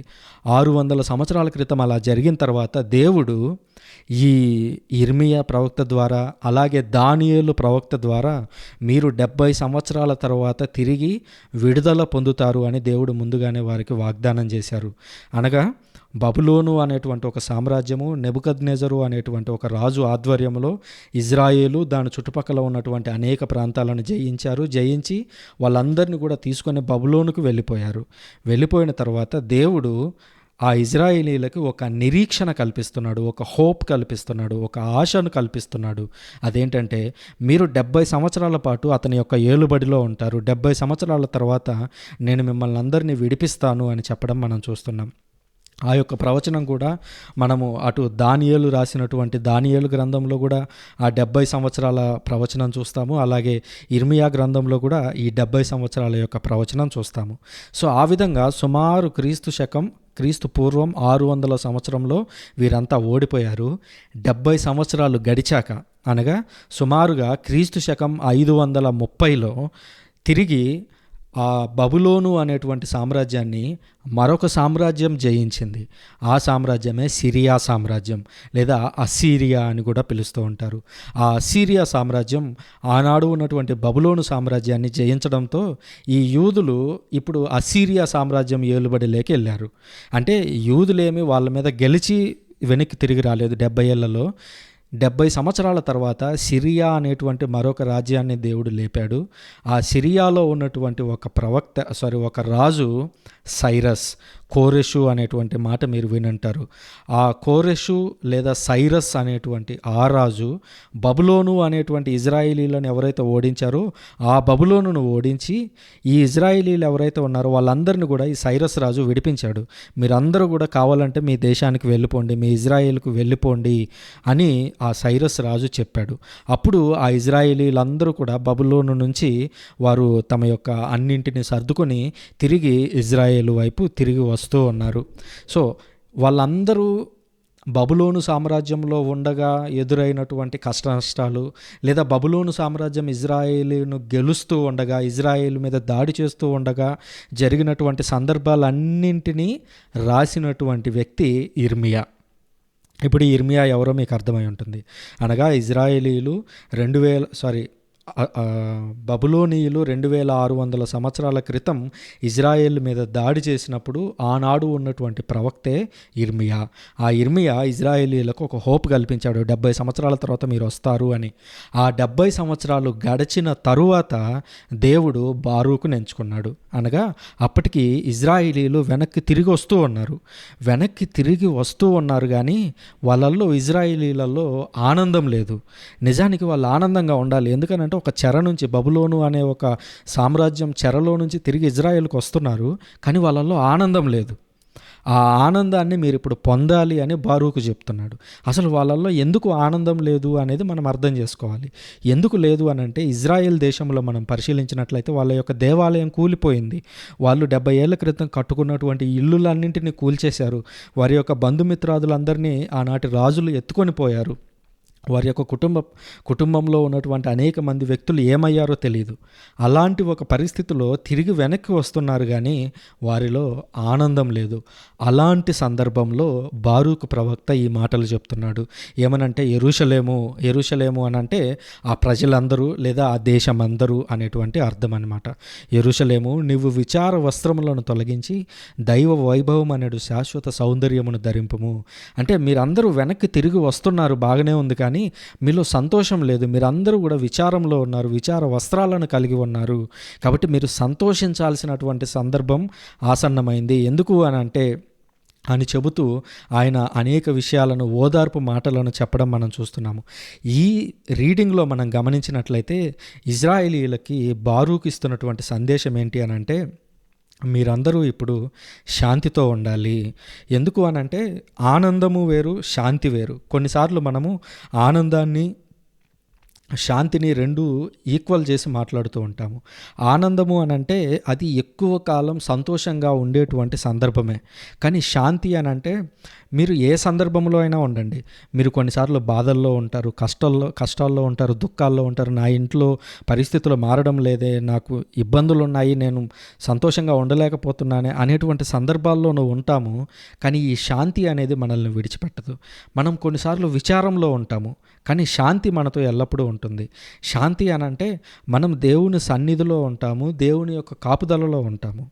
అలాగని మనలో బాధ ఉండదా అంటే ఉండొచ్చు. కొన్నిసార్లు మన సందర్భాలను బట్టి బాధలు ఉండొచ్చు, కానీ శాంతిలో నుంచి మనం బయటికి వెళ్ళిపోము. అందుకనే యేసుక్రీస్తు మరణించి తిరిగి లేచిన తర్వాత శిష్యుల దగ్గరకు వెళ్ళి పలికినటువంటి తొలి మాట ఏమిటి అనంటే, మీకు శాంతి కలుగునుగాక. ఎందుకంటే యేసుక్రీస్తు చనిపోయి తిరిగి లేచిన తర్వాత అపోస్తలులకి ఎవరికి నిజం చెప్పాలంటే సంతోషం, దేవుని దృష్టిలో దేవుని పని చేస్తున్నందుకు సంతోషమే తప్ప, వాళ్ళకి అనునిత్యం ఎక్కడికి వెళ్ళినా కూడా వాళ్ళకి కొరడా దెబ్బలు రెడీగా ఉన్నాయి, హతసాక్షులుగా చనిపోవడానికి రెడీగా ఉన్నారు. అది నిజం చెప్పాలంటే అది అంత సంతోషకరమైనటువంటి సందర్భాలు కాదు, బాధాకరమైనవి, దుఃఖకరమైనటువంటివి, నొప్పి కలిగించేవి. కానీ యేసుక్రీస్తు వాళ్ళకు చెప్తున్నది ఏంటంటే, శాంతి కలుగునుగాక అంటున్నా. అంటే శాంతి అనేది ఈ సుఖదుఖాలను మించినటువంటి స్థాయి. కొన్నిసార్లు మనం బాధల్లో, కష్టాల్లో ఉండొచ్చు, కానీ దేవునితో ఎల్లప్పుడూ శాంతి కలిగి ఉండేలాగా చూసుకోవాలి. మనం దేవుణ్ణి అడుగుతూ ఉన్నప్పుడు, దేవా నువ్వు బాధలని, సంతోషాలను ఇచ్చినా ఓకే, కానీ మేము శాంతి కలిగి ఉండేలాగా మమ్మల్ని దీవించు దేవా అని మనం దేవుణ్ణి అడుగుతూ ఉండాలి. సో అలాంటి శాంతి గురించి బారూకు ప్రవక్త ఇక్కడ మాట్లాడుతూ ఉన్నాడు. ఇప్పుడు 3 అంశాలు అయిపోయాయి. బారూకు ఎవరు, ఆయన ఏం చెప్పాడు, ఆయన ఎందుకు ఆ మాటలు చెప్పాడు అంటే ఆ ఇజ్రాయేలీల యొక్క బ్యాక్గ్రౌండ్ పరిస్థితి ఏంటనేది అర్థమైంది. ఇప్పుడు ఎప్పుడు ఈ మాటలను చెప్పాడు అనేది అర్థం చేసుకోవాలి. ఎప్పుడు ఈ మాటలు చెప్తున్నాడంటే, ఇజ్రాయేలీలు బందీలుగా ఉన్నప్పుడు ఆయన ఆ మాట చెప్పడం లేదు. బదులుగా ఇజ్రాయేలీలు వాళ్ళ యొక్క బందీలుగా ఉన్నటువంటి పరిస్థితి నుంచి తిరిగి వస్తున్నారు. వాళ్ళు దేవుని దగ్గర నుంచి సహాయం అందుకొని సైరస్ అనేటువంటి ఒక రాజు ద్వారా వాళ్ళు విడిపించబడినటువంటి స్థితిలోనే వెనక్కి వస్తున్నారు. కానీ వారిలో సంతోషం లేదు. వారు విజయానందంతో తిరిగి రావడం లేదు. అంటే ఈ యుద్ధాన్ని ఇజ్రాయేలీలు గెలవలేదు. ఎవరో ఒక రాజు వచ్చి బబులోను సామ్రాజ్యాన్ని ఓడించి వీళ్లకు విడుదలను ప్రసాదించాడు. అంటే వీరు విజయాన్ని సాధించలేదు, కానీ వేరొక రాజు ద్వారా, ఒక రకంగా చెప్పాలి అని అంటే వేరొక రాజు యొక్క మీరు మీరు మీరు పోండి, నేను మిమ్మల్ని ఏం అనట్లేదు అని ఎవరో దయదలిస్తే, ఎవరో వదిలేస్తే వాళ్ళు తిరిగి వస్తున్నారు. కాబట్టి అది వాళ్ళకు విజయమైనటువంటి సందర్భం కాదు. అలాంటి సందర్భంలో ఈ మాట చెప్తున్నాడు. రెండవదిగా, బబులోనీయులు ఇజ్రాయేలీల మీద దాడి చేసినప్పుడు ఇజ్రాయేలీలు అత్యంత పవిత్రంగా, అత్యంత శక్తివంతమైనదిగా భావించేటువంటి దేవాలయం మీద బబులోనీయులు దాడి చేసి ఆ దేవాలయాన్ని కూల్చేశారు. ఆ దేవాలయానికి మంటలు పెట్టి అదంతా కాల్చేశారు. ఒక రకంగా దేవాలయం లోపల ఉన్నటువంటి ఫర్నిచర్ అంతా కాల్చేశారు. అదంతా బొగ్గులతో నిండిపోయి ఉంది. అలాంటి స్థితిలో వెనక్కి తిరిగి వస్తున్నారు. అంటే వారికి ఒక దేవాలయం లేదు, దేవుడు మాతో ఉన్నాడా లేదా అనేటువంటి డౌట్లో వాళ్ళు ఉన్నారు. అంతేకాదు 70 సంవత్సరాల పాటు వేరొక రాజు చేతిలో కష్ట నష్టాలను అనుభవించి వెనక్కి తిరిగి వస్తున్నారు. అటువంటి బాధాకరమైనటువంటి పరిస్థితిలో ఉన్నారు. అంతేకాదు ఆ రాజు దయదలిస్తే వస్తున్నారు తప్ప వీళ్ళ శక్తియుక్తులతో వాళ్ళు రాలేదు. అంతేకాదు వాళ్ళు తిరిగి వెనక్కి వస్తున్నారు, కానీ వాళ్ళకి ఇల్లు లేవు, దేవాలయం లేదు, వాళ్ళని నడిపించడానికి ఒక రాజు లేడు, వెనక్కి తిరిగి చూసుకుంటే తల్లిదండ్రులు లేరు, ముందు ఏం జరగబోతోంది అనేటువంటి ఒక హోప్, అంటే వాళ్ళు భవిష్యత్తులో మమ్మల్ని నడిపించే నాయకుడు ఎవరు అనేటువంటి ఒక ఆశ అనేది వాళ్ళకి లేదు. కష్టాల కొలమిలో నుంచి వాళ్ళు తిరిగి ఇజ్రాయెల్ దేశానికి వస్తున్నారు. అంటే ఈ పరిస్థితులన్నీ చూస్తే వాళ్ళు సంతోషపడటానికంటే ఎక్కువగా బాధపడడానికే ఎక్కువ కారణాలు ఉన్నాయి. అట్లాంటి పరిస్థితుల్లో ఇజ్రాయేలీలు ఉంటే ఆ సందర్భంలో ఆ బాధాకరమైనటువంటి పరిస్థితిలో బారూకు ప్రవక్త చెప్తున్నాడు, మీరు బాధపడవద్దు, మీరు సంతోషంగా ఉండండి, మీరు వైభవము అనేది శాశ్వత సౌందర్యాన్ని మీరు ధరించుకోవాలి అని ఆయన ప్రత్యేకంగా వాళ్ళకి సందేశాన్ని అందిస్తూ ఉన్నాడు అనే అంశాన్ని మనం ఇక్కడ గుర్తుంచుకోవాలి. ఇది మొదటి రీడింగ్. ఇకపోతే మనం రెండవ రీడింగ్ గురించి ధ్యానిద్దాము. రెండవది మనం చూసినట్లయితే పునీత పౌలు గారు ఫిలిప్పీలకు రాసినటువంటి లేఖ మొదటి అధ్యాయము, అందులో 3-6, 8-11 వచనాలను మనం చదువుతున్నాము. సో అక్కడ ఆయన ఏం చెప్తున్నాడు అనేటువంటి అంశాన్ని తెలుసుకునే దానికంటే ముందుగా అసలు ఈ వ్యక్తి ఎవరు, మళ్ళీ సేమ్ 4 క్వశ్చన్స్. అవేంటి అని అంటే ఎవరు, ఏమిటి, ఎప్పుడు, ఎందుకు. ఇప్పుడు మనము ఈ ఫిలిప్పీలకు రాసినటువంటి లేఖ అనేది ఏదైతే ఉందో దాన్ని రాసినటువంటి వ్యక్తి ఎవరు అని అంటే పౌలు గారు. ఈ పౌలు ఎవరు అనేటువంటి డౌట్ మనకు రావాలి. ఇజ్రాయేలు అనేటువంటి ఒక దేశం ఉంది, ఆ దేశానికి చెందినటువంటి వ్యక్తే ఈ పౌలు. ఇజ్రాయేలీల్లో అనేక రకాల గుంపులు ఉన్నాయి. ఉదాహరణకు మీరు సువార్తలు చదువుతూ ఉన్నప్పుడు పరిసయ్యులు అనేటువంటి మాట వినే ఉంటారు. ఈ పౌలు కూడా ఒక పరిసయ్యుడే. సో పౌలు ఎవరు అని అంటే ఆయన ఇజ్రాయేల్ దేశానికి చెందినటువంటి వ్యక్తి, పరిసయ్యులు అనేటువంటి ఒక గుంపుకు చెందినటువంటి వ్యక్తి. అయితే ఈయన రోమా రాజ్యంలో పుట్టి పెరిగినటువంటి వ్యక్తి. అంటే ఈ పౌలు వచ్చే కాలానికి పరిస్థితులు మారిపోయాయి. ఇప్పుడు సమయాన్ని మనం పరిశీలించినట్లయితే యేసుక్రీస్తుకు 1000 సంవత్సరాల క్రితం దావీదు అనే రాజు ఉన్నాడు. అక్కడ నుంచి దాదాపు 500 ఏళ్ళు గడిచాక బబులోనీయులు వచ్చి ఇజ్రాయేలీల మీద దాడి చేశారు. అక్కడ నుంచి ఒక 70 సంవత్సరాలు గడిచాక సిరియా అనేటువంటి ఒక రాజ్యం వచ్చింది. ఆ రాజ్యం వచ్చి వాళ్ళను జయించింది. జయించడం వల్ల ఇజ్రాయేలీలు తిరిగి వాళ్ళ దేశానికి వచ్చారు. అక్కడ నుంచి మరలా పరిశీలించినట్లయితే యేసుక్రీస్తు రావడానికి దాదాపు 300 సంవత్సరాల క్రితం మరలా వేరే రాజ్యం కూడా వచ్చింది. దాన్నే మనం గ్రీకు రాజ్యము అని పిలుస్తాము. మీరు ఒక పేరు బాగా వినే ఉంటారు, అలెగ్జాండర్ అనే పేరు విని ఉంటారు. అలెగ్జాండర్ ది గ్రేట్ అని పిలుచుకుంటూ ఉంటాము. ఆ అలెగ్జాండర్ ది గ్రేట్ అనేటువంటి వ్యక్తి తదనంతర కాలంలో అనగా సిరియా రాజ్యం తర్వాత ఈ రాజు పైకి వచ్చాడు. ఈ రాజు పైకి వచ్చి అప్పటికే ఉన్నటువంటి ఆ సిరియా రాజ్యాన్ని కూడా జయించాడు. ఆ సిరియా రాజ్యంలో భాగంగా ఉన్నటువంటి యెరూషలేము, ఈ ఇజ్రాయెల్ దేశం అనేది అప్పుడు గ్రీకు సామ్రాజ్యంలోకి వెళ్ళిపోయింది. మీకు డౌట్ వస్తూనే ఉంటుంది అప్పుడప్పుడు, పాత నిబంధనేమో హీబ్రూలో రాశారు, కొత్త నిబంధనేమో గ్రీకులో రాశారు. గ్రీకు భాషలో ఎందుకు రాశారు అనేటువంటి డౌట్ మీకు వస్తే దానికి కారణం ఏంటంటే యేసుక్రీస్తు రావడానికి 300 సంవత్సరాల క్రితం అలెగ్జాండర్ అనేటువంటి ఒక రాజు వచ్చాడు. ఆ రాజు ఆ ప్రాంతాలన్నింటినీ జయించాడు. జయించినప్పుడు గ్రీసు దేశంలో నుంచి అనేక మంది ప్రజలు ఈ ఇజ్రాయేలు పరిసర ప్రాంతాలకు కూడా వచ్చి అక్కడ జీవించడం మొదలుపెట్టారు. అప్పుడు ఏమైందంటే అక్కడ 2 భాషలు కూడా ఎప్పుడు చలామణిలో ఉండేవి. అనగా అటు హీబ్రూ భాష చలామణిలో ఉండేది, ఇంకొక వైపు గ్రీకు భాష కూడా చలామణిలో ఉండేది. అందుకనే మనం అపోస్తలులను గమనించినట్లయితే వాళ్ళల్లో చాలా మందికి 2 పేర్లు ఉంటాయి. 2 పేర్లు ఉండడం అనేది ఆ రోజుల్లో చాలా కామన్. ఉదాహరణకు మాథ్యూస్ అనేటువంటి పేరు వింటాము. మత్తయికు ఉన్నటువంటి పేరు ఏంటి అని అంటే లేవి అనేటువంటి పేరు ఉంది. అదేంటి, హీబ్రూ భాష ప్రకారం ఆయన పేరు. ఇప్పుడు మన ఇండియాలో కూడా మనం కొన్నిసార్లు వింటూ ఉంటాము, బయట ఒక పేరు ఉంటుంది, మతంలో ఒక పేరు ఉంది అని అంటారు. బయట ఏదో ఒక సుబ్బయ్య అని పేరు ఉంటే మతంలోకి వచ్చేసరికి ఆయనకి ఏ యాకోబో అనే పేరు ఉంటుంది. సో అంటే అది కల్చరల్ డిఫరెన్స్. ఇదే విధంగా ఆనాడు కూడా ఉండేది. ప్రతి అపోస్తలుడికి కూడా దాదాపు 2 పేర్లు సులువుగా మనకు కనిపిస్తూనే ఉంటాయి. ఈవెన్ పేతురును కూడా మనం అబ్జర్వ్ చేసినట్లయితే పీటర్ అనేటువంటి ఒక పేరును చూస్తాము. ఆ తర్వాత కేఫా అనేటువంటి పేరు చూస్తాము. కేఫా అనేది ఆయన ఒరిజినల్ పేరు. ప్యాట్రోస్ అనేది గ్రీకు పేరు. అంటే ఆ రోజుల్లో ఆ గ్రీకు రాజ్యం ప్రభావం కారణంగా వాళ్ళు 2 పేర్లు పెట్టుకొని ఇజ్రాయెల్ దేశంతో పనులు ఏవైనా ఉన్నప్పుడు వాళ్ళ సొంత పేరు ఉపయోగించుకునేవారు. లేదా గ్రీకు రాజ్యంతో ఏదన్నా పని ఉంది, లేదా గ్రీక్ అఫీషియల్స్తో, ఆ రాజుల ఆస్థానాలతో వాటితో ఏదైనా పని ఉంది అని అనుకున్నప్పుడు వేరే పేర్లను ఉపయోగించేవారు. సో ఆ విధంగా 2 పేర్లు అనేవి ఎక్కువగా మనకు కనిపిస్తూ ఉంటాయి. సో ఇది యేసుక్రీస్తు రావడానికి 300 సంవత్సరాల క్రితం జరిగింది. మరి యేసుక్రీస్తు వచ్చే కాలానికి మనం గమనించినట్లయితే రోమన్లు వచ్చారు. ఇది ఎప్పుడు జరిగింది అని అంటే యేసుక్రీస్తు రావడానికి దాదాపుగా ఒక 150 సంవత్సరాల క్రితం రోమన్ల రాజ్యం ప్రారంభమైంది. అంటే దావీదు తర్వాత మనం గమనించినట్లయితే 4 రాజ్యాలు కనిపిస్తాయి. ఆ 4 రాజ్యాలు ఏంటి అనేది పరిశీలించినట్లయితే మొదటగా బబులోను అనేటువంటి సామ్రాజ్యం వచ్చింది. బబులోను సామ్రాజ్యాన్ని సిరియా సామ్రాజ్యం ఓడించింది. సిరియా సామ్రాజ్యాన్ని గ్రీకు సామ్రాజ్యం ఓడించింది. గ్రీకు సామ్రాజ్యాన్ని రోమా సామ్రాజ్యం ఓడించింది. యేసుక్రీస్తు పుట్టే నాటికి రోమన్ సామ్రాజ్యం అక్కడ ఉంది. అందుకనే మనం చూసినట్లయితే పిలాతు అనే వ్యక్తి కనిపిస్తారు, రోమన్ సైనికులు కనిపిస్తాడు, శతాధిపతి, సెంచూరియన్ అని పిలుస్తారు. అదంతా కూడా రోమన్లకు సంబంధించినటువంటి భాష. అంటే యేసుక్రీస్తు రావడానికి ముందు 4 రాజ్యాలు కాలం నేర్పాయి. మీరు దానియేలు గ్రంథాన్ని కూడా చదివినట్లయితే దానియేలు గ్రంథంలో దానియేలుకు ఒక దర్శనం కనిపిస్తుంది. ఆ దర్శనంలో ఆయన ఒక పెద్ద విగ్రహాన్ని చూస్తాడు. ఆ విగ్రహంలో తల ఒక విధమైనటువంటి మెటీరియల్తో తయారు చేయబడుతుంది. దాని యొక్క మొండెం ఒకలాగా ఉంటుంది, దాని యొక్క కాళ్ళు ఒకలాగా ఉంటాయి, దాని యొక్క పాదాలు ఒకలాగా ఉంటాయి. ఆ తర్వాత ఒక పెద్ద రాయి వచ్చి మొత్తం అది ఏదైతే ఉందో ఆ విగ్రహం మొత్తాన్ని ధ్వంసం చేస్తుంది ఆ రాయి అని మనకు దానియేలు గ్రంథంలో కనిపిస్తుంది.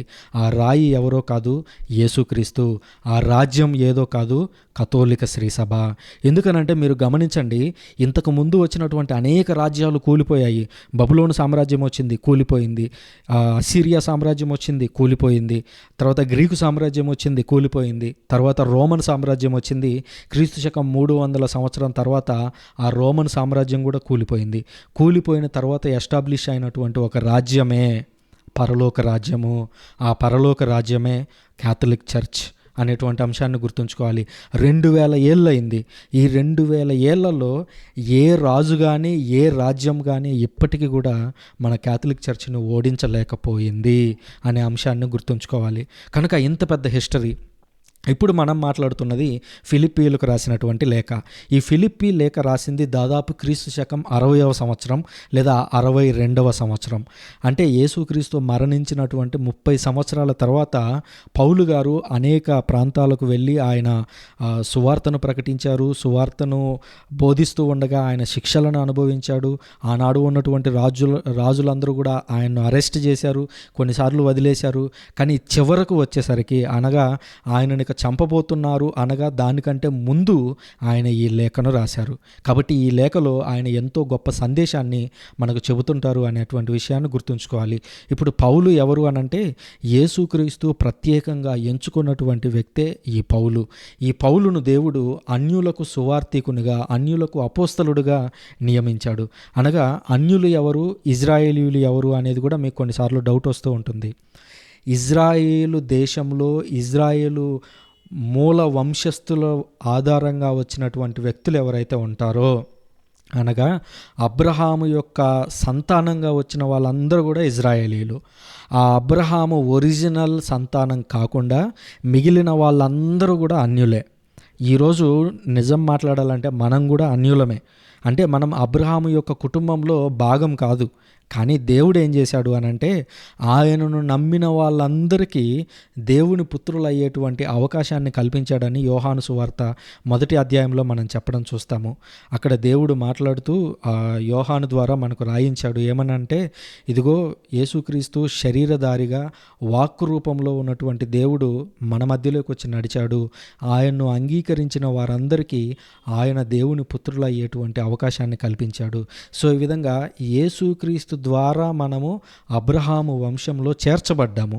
కానీ మనం ఒరిజినల్గా అబ్రహాము యొక్క శారీరక సంతానం మనం కాదు, బదులుగా ఆయనకు ఆధ్యాత్మిక వారసులం మనమందరము.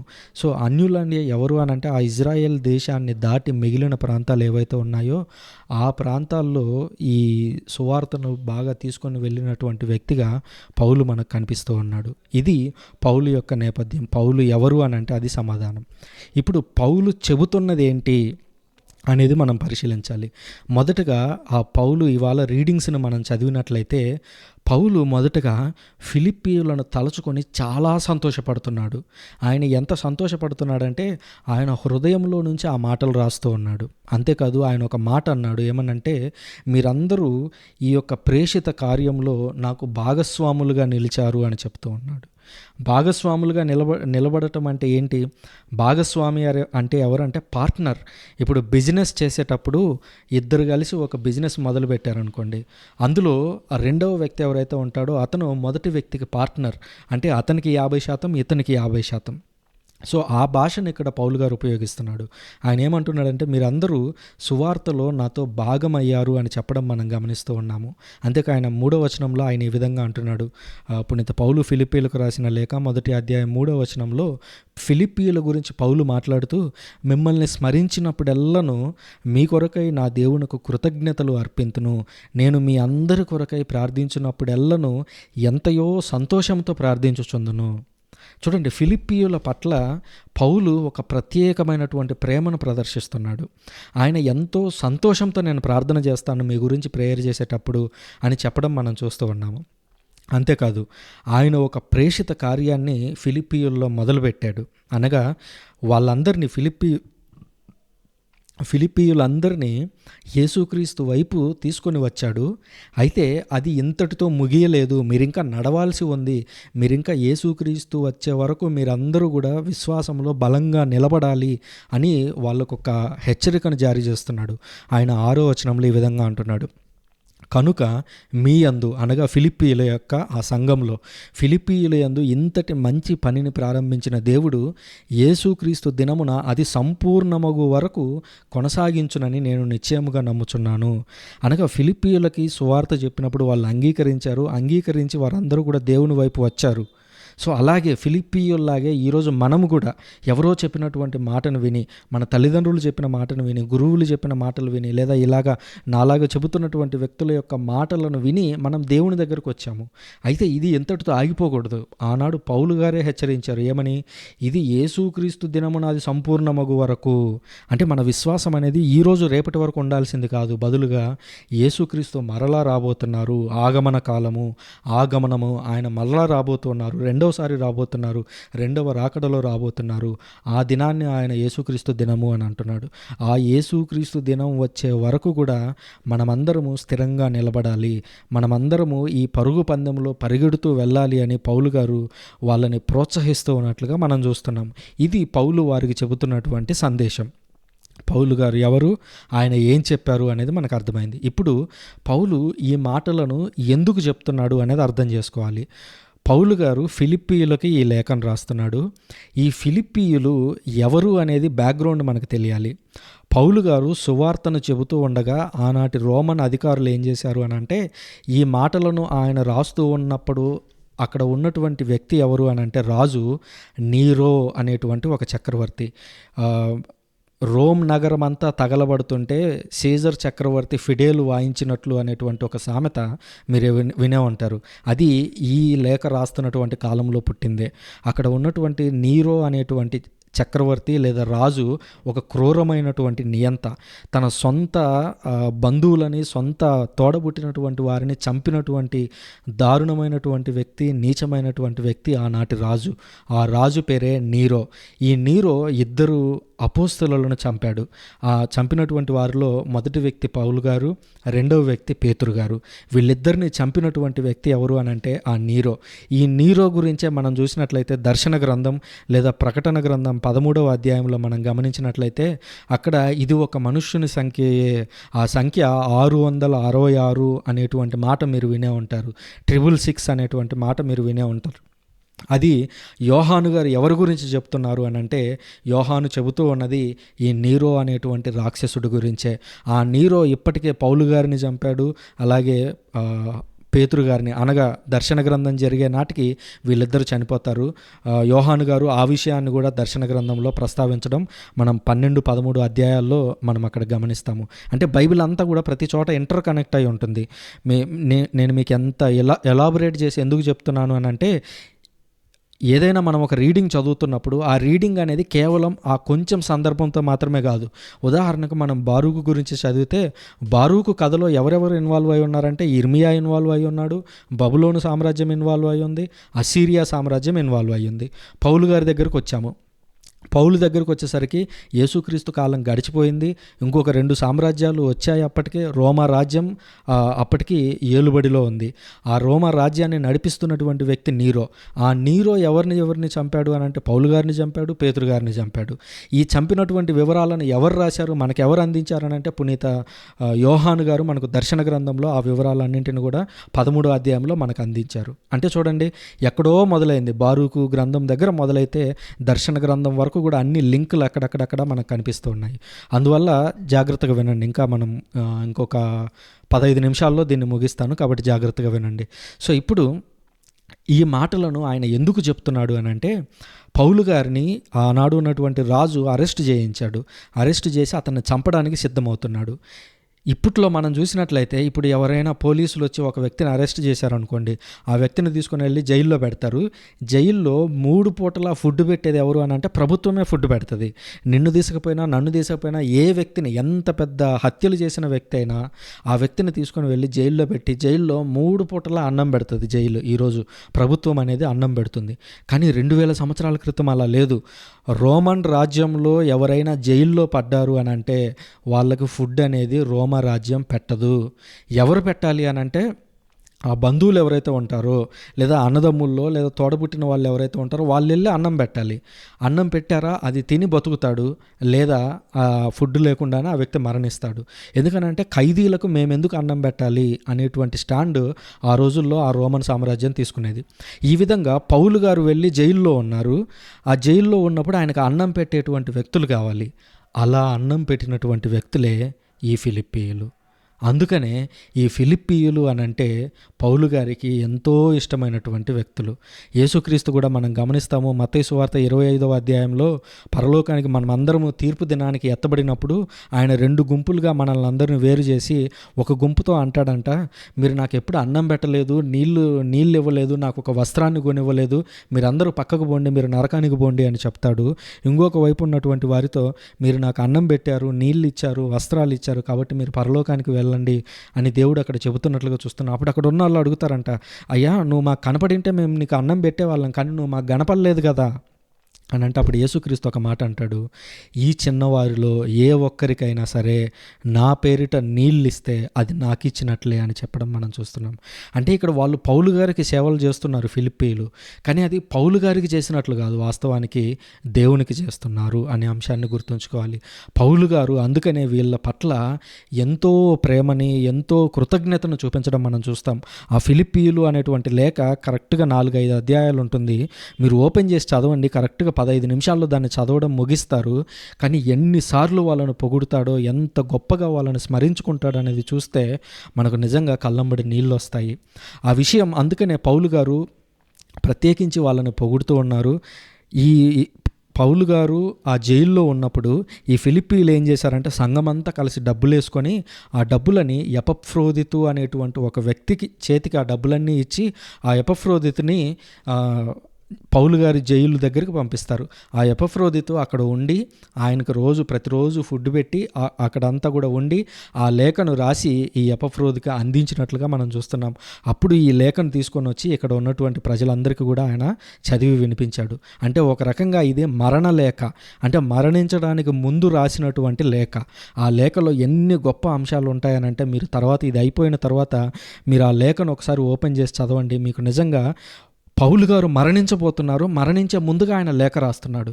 ఎలాంటి అంశాలను రాసి ఉంటాడు అనేది మీరు తర్వాత వెళ్ళి చదవండి. నిజంగా ఆయన ధైర్యాన్ని చూస్తే మనకు చాలా ఉత్తేజం కలుగుతుంది. ఇప్పుడు ఏం జరుగుతుంది అని అంటే, ఫిలిప్పీయుల పట్ల పౌలు గారు ప్రేమను దాచుకోకుండా వాళ్ళ మీద ఉన్నటువంటి అమితమైన ప్రేమని స్వయాన అదే లేఖలో రాశారు. 1వ అధ్యాయం 8వ వచనంలో అంటున్నాడు, యేసుక్రీస్తు హృదయం నుండి వెలువడు ప్రేమతో నేను మిమ్ము ఎంతగా ప్రేమించుచున్నానో దేవుడే నాకు సాక్ష్యం అని పౌలు గారు ఫిలిప్పీలతో అంటున్నారు. చూడండి, పౌలు గారు ఎందుకు అంత ఎక్కువగా ప్రేమించాడు అని అంటే, ఆయన బాధల్లో కష్టాల్లో ఉన్నప్పుడు పౌలు గారిని ఆదుకున్నటువంటి వ్యక్తులే ఈ ఫిలిప్పీ సంఘము. ఈరోజు మనం కూడా చేయాల్సింది ఏంటి అని అంటే, ఎవరైనా కష్టాల్లో ఉన్నప్పుడు, నష్టాల్లో ఉన్నప్పుడు, అది మాట సాయమే కావచ్చు, కొన్నిసార్లు డబ్బులు సాయం కావచ్చు, కొన్నిసార్లు ఇంకా జస్ట్ మనం పక్కన ఉండి సానుభూతి అందించడం కావచ్చు. సానుభూతి అంటే ఏమిటి? సహా అనుభూతి. వాళ్ళు ఏదైతే అనుభూతి చెందుతున్నారో, వాళ్ళు బాధపడుతున్నారా, నువ్వు బాధపడు. వాళ్ళు సంతోషంగా ఉన్నారా, నువ్వు సంతోషపడు. అదే సానుభూతి. సహా అనుభూతి. సహా అంటే తోడుగా ఉండటం. సో అనుభూతి, ఆ తోడుగా ఉండి అనుభూతిని చెందడమే సహానుభూతి. ఆనాడు వారు చేసింది అదే, ఈరోజు మనం చేయాల్సింది కూడా అదే. ఆనాడు ఆ ఫిలిప్పీలు ఏదైతే చేశారో దాని వలన పౌలు గారు వాళ్ళని ఎంత ప్రేమించారో మనల్ని కూడా ఇతరులు అలాగ ప్రేమించాలి. అలాంటి నిష్కల్మషమైనటువంటి ప్రేమ మనలో రావాలి అని దేవుణ్ణి కోరుకుందాము. ఇకపోతే పౌలు గారు ఏ పరిస్థితిలో ఈ మాటలు చెబుతున్నాడు? 4 క్వశ్చన్స్ మనం ముందుగానే అనుకున్నట్లుగా. ఆయన ఎవరు, ఏం చెప్పాడు, ఎందుకు చెప్పాడు, ఏ సందర్భంలో ఏ పరిస్థితిలో ఈ మాటలు చెప్పాడు అని అంటే, పౌలు గారు ఈ మాటలు చెప్పే నాటికి జైల్లో ఉన్నాడు. ఇంకా ఆయన రేపో ఎల్లుండో మరణించాల్సి ఉంది. అలాంటి బాధాకరమైనటువంటి సందర్భం. ఆయన చుట్టూ కాపలా కాసేటువంటి సైనికులు ఉన్నారు. బయటకు వెళ్ళి స్వేచ్ఛగా జీవించలేనటువంటి స్థితిలో ఉన్నాడు. బయటకు వెళ్ళి సువార్త చెప్పలేనటువంటి స్థితిలో ఉన్నాడు. అంతేకాదు, ఆయన చేతులకు కాళ్ళకు సంకెళ్ళు వేసి పెట్టాడు. మీరు ఫిలిప్పీలకు రాసిన లేఖ చదువుతూ చివరి అధ్యాయం చివరి వచనాలకు వస్తే ఆ సంకెళ్ళు నా మీద ఉన్నాయి అని ఆయన చెప్పడం కూడా మనకు కనిపిస్తూ ఉంటుంది. అంటే పౌలు గారు ఈ లేఖను రాసే నాటికి ఆయన చేతికి సంకెళ్ళు ఉన్నాయి. ఆ స్థితిలో ఆయన మాట్లాడుతున్నటువంటి అంశం ఏమిటి అని అంటే, యేసుక్రీస్తులో ఆనందం ఉంది, యేసుక్రీస్తులో శాంతి ఉంది అని ఆయన మాట్లాడుతున్నాడు. చూడండి, మనం అందుకనే అనుకున్నాము, మొదటి రీడింగ్ చదివేటప్పుడే నేను చెప్పాను, మనకు శాంతి ఉండాలి. శాంతి ఉన్నప్పుడు కష్ట సుఖాలకు అతీతంగా మనం జీవించగలుగుతాం. ఆ శాంతి ఆనాడు బారూకు అనుభవించాడు. ఆ శాంతిని ఈనాడు మనం మాట్లాడుతున్నటువంటి పౌలు గారు అనుభవించారు. ఆ శాంతి మనకు కూడా రావాలి అని మనం దేవుణ్ణి అడగాలి. ఇది 2వ రీడింగ్. ఇప్పుడు మనం 3వ రీడింగ్కి వస్తాము. 3వ రీడింగ్ సువార్త పఠనము. ఇది లూకా సువార్త 3వ అధ్యాయము 1 నుంచి 6 వచనాల్లో చదువుతున్నాం. ఈ 3వ అధ్యాయము 1 నుంచి 6 వచనాల్లో మనకు కనిపిస్తున్నటువంటి వ్యక్తి బాప్తిస్మ యోహాను. మనకు సందేశాన్ని అందిస్తున్నటువంటి వ్యక్తి కూడా బాప్తిస్మ యోహానే. ఇప్పుడు మరలా సేమ్ అదే 4 క్వశ్చన్స్ వేసుకొని ఈ యొక్క ప్రసంగాన్ని ముగిద్దాము. మొదటి ప్రశ్న, ఈ బాప్తిస్మ యోహాను ఎవరు? ఇప్పుడు మొదటగా యేసుక్రీస్తుకు 600 సంవత్సరాల క్రితం ఏం జరిగింది అనేది పరిశీలించాము. యేసుక్రీస్తు వెళ్ళిపోయిన తర్వాత 30 సంవత్సరాల తర్వాత పౌలు గారు ఫిలిప్పీలతో ఏం చెబుతున్నాడు అనేది మనం పరిశీలించాము. ఇప్పుడు మనము యేసుక్రీస్తు కాలంలోకి వచ్చాము. యేసుక్రీస్తు జీవించి ఉన్న కాలంలోకి వచ్చాము. ఆయనతో పాటుగా జన్మించినటువంటి వ్యక్తి, 6 నెలల ముందు జన్మించినటువంటి వ్యక్తే ఈ బాప్తిస్మ యోహాను. ఆయన యేసుక్రీస్తు గురించి చెబుతున్నాడు. ఏం చెప్పబోతున్నాడు అనే దానికి ముందుగా ఈ బాప్తిస్మ యోహాను ఎవరు అనేది పరిశీలిస్తే, బాప్తిస్మ యోహాను యేసుక్రీస్తుకు దగ్గరి బంధువు. బహుశా వాళ్ళు అన్నదమ్ముళ్ళు అయి ఉండొచ్చు, కజిన్స్ అయి ఉండొచ్చు. మన చిన్నాన్న పెదనాన్న పిల్లల్లాగా వీరిద్దరూ కూడా, అనగా బాప్తిస్మ యోహాను, యేసుక్రీస్తు, వీళ్ళిద్దరూ కూడా సమీప బంధువులు. అంతేకాదు, బాప్తిస్మ యోహానుకు ఉన్నటువంటి మరొక ప్రత్యేకమైనటువంటి గుర్తు లేదా సందర్భం ఏమిటి అని అంటే, ఈ బాప్తిస్మ యోహాను గర్భములో ఉండగా మరియ తల్లి వెళ్ళి ఎలిజబెతమ్మకు సపర్యలు చేశారు. ఎలిజబెతమ్మకు సహాయం అందించారు. అంటే గర్భములో ఉండగానే మరియ తల్లి సహాయాన్ని అందుకున్నటువంటి వ్యక్తి ఈ బాప్తిస్మ యోహాను. అంతేకాదు, గర్భములో ఉండగానే పవిత్రాత్మతో నింపబడి గంతులు వేసినటువంటి వ్యక్తి ఈ యొక్క బాప్తిస్మ యోహాను గారు. మరియ తల్లి ఎలిజబెత్ అమ్మకు గర్భం వచ్చింది అని వార్తను తెలుసుకున్న వెంటనే ఆమె బయలుదేరి ఎలిజబెత్ అమ్మ దగ్గరకు వచ్చింది. వచ్చి వాళ్ళు షాలోమ్ అని పలకరించుకోగానే వెంటనే ఎలిజబెత్ అమ్మ గర్భంలో ఉన్నటువంటి యోహాను గారు 6 నెలల శిశువుగా ఉండి ఆయన గంతులు వేశాడు గర్భంలో దేవుని యొక్క పవిత్రాత్మ చేత నింపబడి. అనగా మరియ తల్లిని మనందరికంటే ముందుగా ఎన్కౌంటర్ చేసినటువంటి వ్యక్తిగా మనకు బాప్తిస్మ యోహాను కనిపిస్తూ ఉన్నాడు. ఈ బాప్తిస్మ యోహాను ఎవరు అనంటే జకర్యా ఎలిజబెతమ్మ అనేటువంటి దంపతులకు చివరి వయస్సులో దేవుని అంశ చేత జన్మించినటువంటి వ్యక్తి. అంటే ఈయన సాధారణమైనటువంటి వ్యక్తి కాదు, దేవుడు ప్రత్యేకంగా ఎంచుకున్నటువంటి వ్యక్తి. ఇది బాప్తిస్మ యోహాను యొక్క డీటెయిల్స్. ఇప్పుడు బాప్తిస్మ యోహాను గారు చెబుతున్నటువంటి సందేశం ఏమిటి అనేది మనం పరిశీలించాలి. ఆయన మాట్లాడుతూ 5వ వచనంలో ఈ విధంగా అంటున్నారు: ప్రతి లోయ పూడ్చబడాలి, పర్వతములు కొండలు సమము చేయబడును, వక్ర మార్గములు సక్రమము చేయబడును, కరకు మార్గములు నునుపు చేయబడును అని సందేశాన్ని ఇస్తున్నాడు. ఇదేంటి, దేవుడు మీకు తోడుగా ఉన్నాడు, లేదా మీరు సంతోషాన్ని పొందండి, లేదా దేవుడు మీకు ఇది అందించబోతున్నాడు, అది అందించబోతున్నాడు అని చెప్పాలి. కానీ యోహాను గారు వచ్చి ఏమంటున్నాడు? లోయలు పూడ్చబడాలి, కొండలేమో సమం చేయబడాలి అంటున్నాడు. మీరు ఎప్పుడైనా ఘాట్ రోడ్లో ప్రయాణించి ఉంటే మీకు అర్థమయ్యేది, ఒక లోయ అనేది చాలా లోతుంటుంది. మీరు ఒక 100 లారీలు 1000 లారీలు మట్టి తీసుకొని వెళ్ళి ఆ లోయలో నింపినా కూడా ఆ లోయ నిండదు. ఒకవేళ మనం కొండలకు సమానంగా లోయలకు కూడా ఆ మట్టిని తెచ్చి వేసినా కూడా ఒక చిన్న వర్షం పడిందంటే మొత్తం మట్టి అంతా కూడా కుంగుతుంది. అప్పుడు మరలా ఆ లోయ అనేది కనబడుతూ ఉంటుంది. మరి పునీత బాప్తిస్మ యోహాను గారు దేని గురించి మాట్లాడాలనుకుంటున్నారు? ఈయన లోయలు పూడ్చబడాలంటున్నాడు, కొండలు పర్వతములు సమం చేయబడాలి అంటున్నాడు. ఇప్పుడు ఒక కొండ ఎత్తుగా ఉంటుంది, ఇంకో కొండ దాని పక్కన చిన్నగా ఉంటుంది. ఆ రెండు సమానం చేయడం వీలయ్యేటువంటి పనేనా? ఈయన ఇంకా ఏమంటున్నాడు? ప్రతి లోయ అంటున్నాడు, ప్రతి పర్వతము ప్రతి కొండ అంటున్నాడు. అసలు మనుషులకి ఇది అసాధ్యమైనటువంటి పని. అంటే ఇక్కడ యోహాను గారు మాట్లాడుతున్నది కొండల గురించి కాదు, లోయల గురించి కాదు, లేదా వంకర టెంకరగా ఉన్నటువంటి మార్గాల గురించి కాదు, బదులుగా మన యొక్క హృదయాల గురించి యోహాను గారు మాట్లాడుతున్నారు. ఎందుకు మన హృదయాలు అనంటే, కొన్ని హృదయాలు కొండల్లాగా ఉంటాయి. అంటే వారిలో గర్వము, అసూయ, నా దగ్గర డబ్బులు ఉన్నాయి, నా దగ్గర అందం ఉంది అనేటువంటి గర్వం పైకి వెళ్ళిపోయి ఆలోచించేటువంటి మనస్తత్వాలు అవన్నీ కూడా. అలాగే లోయలు కూడా కనపడుతూ ఉంటాయి. లోయలు అని అంటే, నాకు కష్టాలు ఉన్నాయి, నాకు బాధలు ఉన్నాయి, అదుగో ఆ ఇజ్రాయేలీయులు దేవుడు వాళ్ళను విడిపించాడు ఆ బబులోను సామ్రాజ్యం నుంచి, కానీ బాధల్లోనే ఉన్నారు. ఇక్కడ మనం ఫిలిప్పీల దగ్గరికి వెళ్ళి చూస్తున్నాము, పౌలు గారు ఆయన మరణించబోతున్నాడు, అటువంటి బాధాకరమైనటువంటి పరిస్థితిలో ఉన్నాడు. అది ఒక లోయ. ఈరోజు మీ జీవితాల్లో ఉన్నటువంటి ప్రతి కష్టము, ప్రతి నష్టము, బాధలు ఇవన్నీ కూడా ఆ లోయలు. ఇంకోవైపు మనలో ఉన్నటువంటి గర్వము, డబ్బులు కానీ ఏదో ఒక దాన్ని చూసుకొని, మనకు ఉన్నటువంటి దానిని చూసుకొని గర్వపడేటువంటి అంశాలు ఏవైతే ఉంటాయో అవన్నీ కూడా కొండలు. కానీ యోహాను గారు అందిస్తున్నటువంటి సందేశం ఏంటి అని అంటే, ఈ రెండు సమము చేయబడాలి. అవి సమం అయితేనే దేవుని యొక్క రక్షణమును చూడబోతున్నారు అని పునీత బాప్తిస్మ యోహాను గారు మనకు సందేశాన్ని అందిస్తున్నారు. ఇది ఆయన చెబుతున్నటువంటి సందేశం. ఇప్పుడు మనకు అర్థం కావాల్సినటువంటి విషయం ఏంటంటే, ఆయన ఎందుకు ఈ మాటలు చెప్తున్నాడు, ఎందుకు అవి సమం కావాలి, ఎందుకు ఆ లోయలు పూడ్చబడాలి అనేటువంటి సందేశాన్ని ఆయన చెబుతున్నాడు అనేది పరిశీలించినట్లయితే, ఈ బాప్తిస్మ యోహాను యొక్క పుట్టుకే ఒక ప్రత్యేకమైనది. ఆయన యేసుక్రీస్తుకు మార్గం సిద్ధం చేయడానికి పుట్టాడు.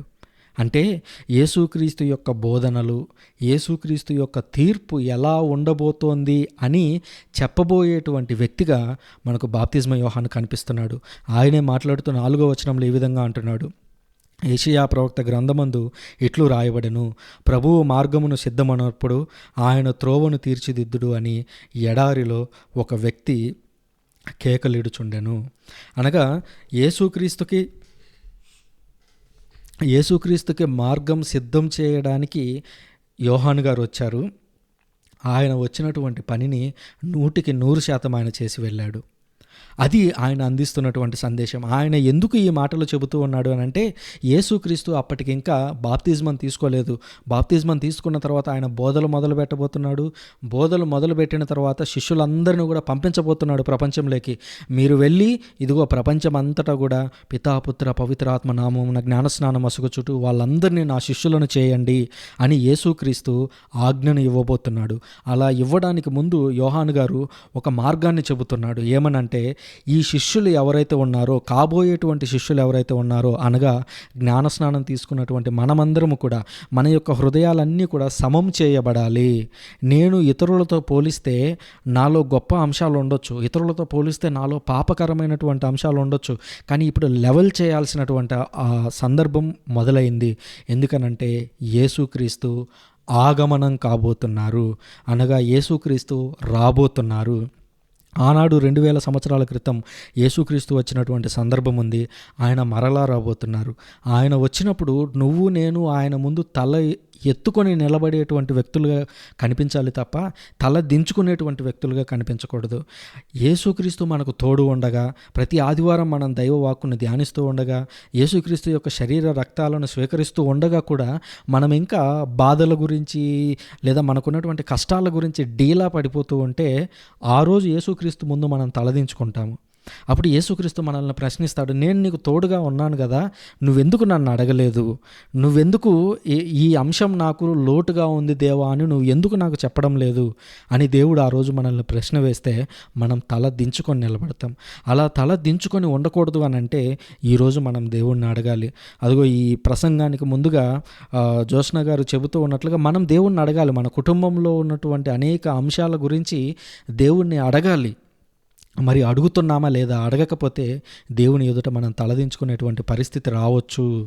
ఇలా ఈ కొండలన్నీ సమమైనప్పుడు మనలో ఉన్నటువంటి తారతమ్యాలు, భేదభావాలు, కులము, మతము, డబ్బు, ప్రాంతము ఇవన్నీ కూడా సమంగా మారినప్పుడు ఏం జరుగుతుంది అని అంటే దేవుని యొక్క రక్షణమును మనం చూస్తాము. దేవుని యొక్క పరలోక రాజ్యంలో మనం అడుగు పెడతాము. ఆ పరలోక రాజ్యంలో ఎప్పుడు కూడా శాంతి అనేది ఉంటుంది. అంటే ఈ 3 రీడింగ్స్ను పైనుంచి కింద వరకు చూస్తే అన్నిటిల్లో శాంతి అనేటువంటి అంశం కామన్. ఇప్పుడు మనం అనుసరించాల్సినటువంటి లేదా వేసుకోవాల్సినటువంటి మరొక ప్రశ్న, ఆయన ఏ పరిస్థితిలో, ఏ సందర్భంలో ఈ మాటలు చెప్తున్నాడు, ఎప్పుడు ఈ మాటలు చెప్తున్నాడు అనేది అర్థం కావాలి. ఇప్పుడు బాప్తిస్మ యోహాను యొక్క బ్యాక్గ్రౌండ్ మనం అర్థం చేసుకోవాలి. ఈ ఇజ్రాయేల్ దేశంలో అనేక రకాల గుంపులు ఉండేవాళ్ళు.